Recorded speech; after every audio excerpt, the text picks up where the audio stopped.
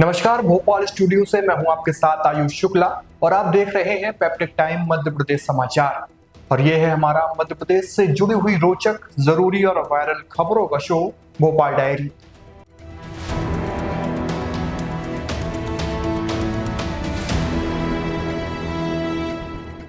सबसे पहले हम बात करेंगे 27 अप्रैल को इंदौर में होने जा रहे बड़े आईटी कॉन्क्लेव की, जिससे मध्य प्रदेश का इंदौर शहर एक नए सिलिकॉन सिटी के रूप में जाना जाएगा।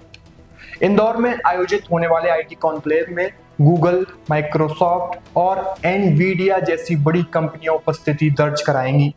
मध्य प्रदेश सरकार का विज्ञान और प्रौद्योगिकी विभाग 27 अप्रैल को इंदौर के ब्रिलियंट कन्वेंशन सेंटर में Madhya Pradesh take growth conclave 2025 के नाम से आईटी कॉन्क्लेव का आयोजन कर रहा है।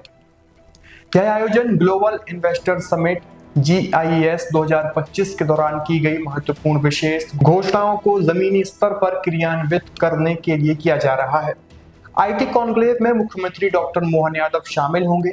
आईटी कॉन्क्लेव के दौरान शाम को एक विशेष सत्र का आयोजन किया जाएगा। इसमें विशेष रूप से क्यूरेट की गई film take destination Madhya Pradesh दिखाई जाएगी।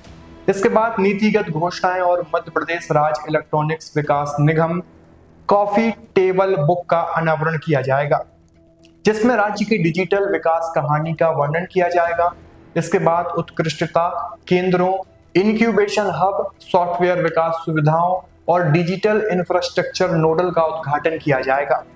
आईटी कॉन्क्लेव के समापन सत्र में मुख्यमंत्री डॉक्टर मोहन यादव इंदौर आने वाली बड़ी आईटी कंपनियों के उद्योगपतियों के साथ 1-to-1 चर्चा करेंगे।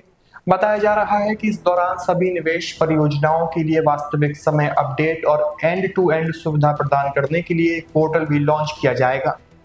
उज्जैन में 2028 में होने वाले सिंहस्थ कुंभ के लिए 2378 हेक्टेयर भूमि पर 5000 करोड़ रुपए की लागत से स्थायी कुंभ सिटी बनाई जाएगी।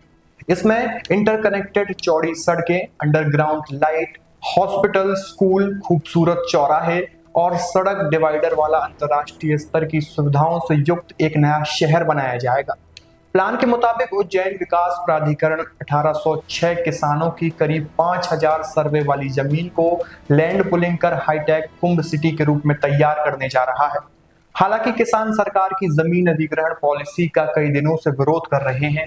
शासन और किसानों के बीच जमीन की लैंड पुलिंग को लेकर हुई बातचीत में अब तक कोई अंतिम निर्णय निकलकर सामने नहीं। इसी संदर्भ में सिंहस्थ कुंभ मेलाधिकारी आशीष सिंह ने योजना को विस्तार से समझाने के लिए प्रेस कॉन्फ्रेंस की।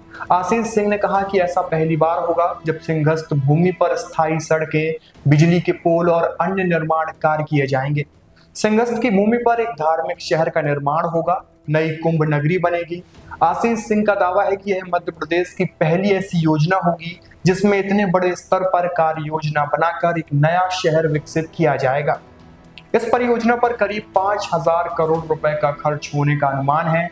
मध्य प्रदेश हाईकोर्ट के मुख्य न्यायाधीश सुरेश कुमार कैथ व न्यायमूर्ति विवेक जैन की युगल पीठ ने सॉफ्टवेयर कंपनियों पर मोबाइल ऐप के जरिए उपयोगकर्ताओं का डाटा चुराने और साइबर ठगी करने के आरोप के मामले में जवाब तलब कर लिया है।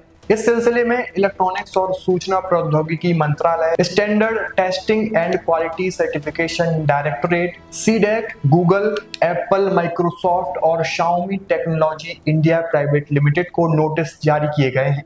ऐप उपयोगकर्ता की सुरक्षा के लिए खतरनाक साबित हो रहे हैं। जनहित याचिकाकर्ता जबलपुर निवासी अधिवक्ता अमिताभ गुप्ता ने अपना पक्ष स्वयं रखा।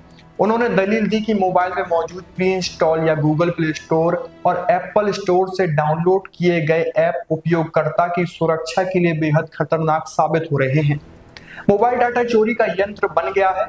ये ऐप उपयोगकर्ता की जानकारियां कई कंपनियों को साझा करती हैं, जो आगे चलकर एक साइबर ठगी का रूप भी ले सकती हैं।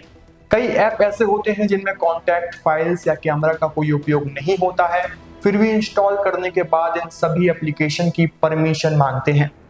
इस तरह से मोबाइल की डाटा चोरी करने का एक यंत्र बनता जा रहा है। रोकथाम के लिए कड़े नियम बनाए जाएं। देश में डिजिटल क्रांति के साथ साथ साइबर धोखाधड़ी की घटनाएं भी लगातार तेज हो रही हैं। आम नागरिकों की गोपनीय जानकारी, बैंकिंग विवरण और व्यक्तिगत डेटा चोरी हो जाते हैं। जनहित याचिका में कहा गया कि वर्तमान कानूनी ढांचा केवल तब सक्रिय होता है जब किसी ऐप के जरिए पहले ही नुकसान हो चुका होता है। अगर कोई ऐप नुकसान पहुंचा देता है तब संबंधित एजेंसियां उसकी जांच करती हैं और उसे प्रतिबंधित करती हैं। जनहित याचिका में मांग की गई है कि इसकी रोकथाम के लिए कड़े नियम बनाए जाएं।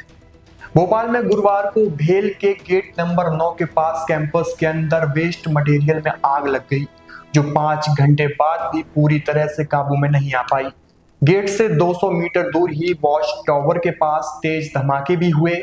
बताया जा रहा है कि अंदर ऑयल की टंकियों में ब्लास्ट भी हुआ। हालांकि भेल प्रबंधन का कहना है कि सूखे पेड़ और कचरे की वजह से तेज आवाजें आई, यहाँ ऑयल नहीं रखा था। इधर आग की चपेटों में हजारों पेड़ पौधे आ गए। 30 से ज्यादा दमकलें और पानी के टैंकर आग पर काबू पाने में जुटे रहे। मंडीदीप से भी दमकल बुलाई गई। आग इतनी भीषण थी कि 15 किलोमीटर दूर से भी धुएं का गुब्बार दिखाई दे रहा था। सुबह करीब 11:30 बजे आग लगी थी। हालांकि दोपहर 2 बजे तक आग को फैलने से रोक लिया गया, लेकिन अभी भी रह रहकर आग सुलग रही है।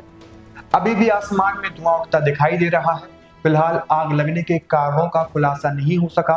कलेक्टर एसडीएम मौके पर मौजूद है। अभी किसी को अंदर जाने नहीं दिया जा रहा है।